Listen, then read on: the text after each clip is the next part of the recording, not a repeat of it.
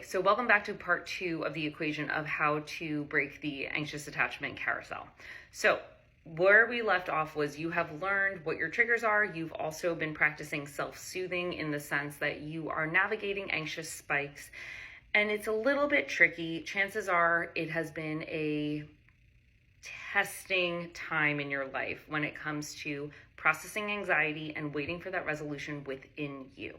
So now part 2 of this is that you have to learn how to effectively communicate with your partner. And this is under the assumption that your partner has also done awareness work. When it comes to healing anxious attachment, if only one person in that equation does it, it's not going to be as beneficial if both of you do awareness work. And I'll make a video on how avoidance can do awareness work, but the reason that it's really important is because you need both of you to have awareness for what your triggers are and how you show up and communicate your feelings before you then create a shared language. So in this example, what we're leading with is the assumption that both of you have done awareness work and now you're coming to the table. So for the anxious partner, that's going to look like, I know what my anxiety looks like and I'm working on learning how to self-soothe when I get worried.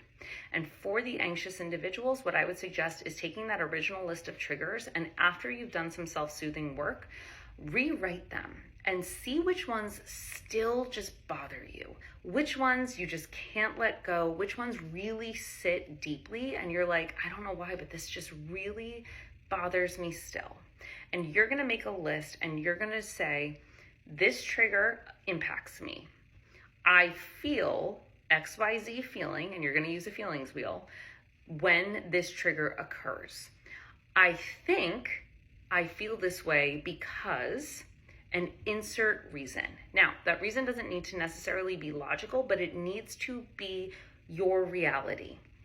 The reason I say it doesn't need to be logical is because we are not in the space of defining what is right or wrong. We're in the space of defining what you feel and how it presents from a reasons standpoint. So you're going to take that list, and then your partner is also going to make a list.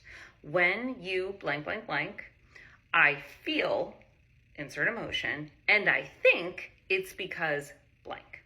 And you guys are going to sit down and you are going to compare notes. When you do this, this is not a blame game, okay? This is about you guys figuring out what the other person is doing. So if yours says, when my partner doesn't text me back for 2 hours, I feel worried that they are talking to another individual. That is something where you are going to take it to your partner and say, well, what are you doing?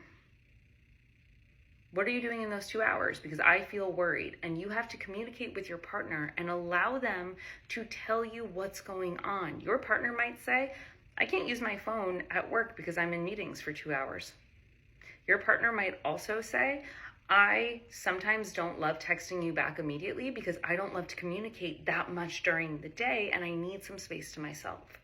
So what you guys are going to do is you're going to learn your person's pattern of behavior, and then you're going to either come to a mutual agreement about how you interact with one another, or you are going to change the way that you interact with each other. And that could look like, I understand that I want time by myself and I don't want to text you back every single time because I like having gaps between talking to you. It gives me time to miss my partner. And for the other person, that might look like, yeah, but I still get really, really, really worried. So you might amend your patterns of behavior in order to form some mutual ground that works for both of you, which is, okay, I won't go 2 hours. Maybe we communicate every hour like clockwork, and it just allows both of us to feel a little calmer and a little safer in the relationship. If you guys have any questions about this, please leave me a comment, shoot me a DM. There are many ways to heal attachment, especially anxious and disorganized. I'll do a separate video about avoidant. Healing attachment style is a journey, and it's definitely one of those things where information can be really helpful, but not every tool works for every person.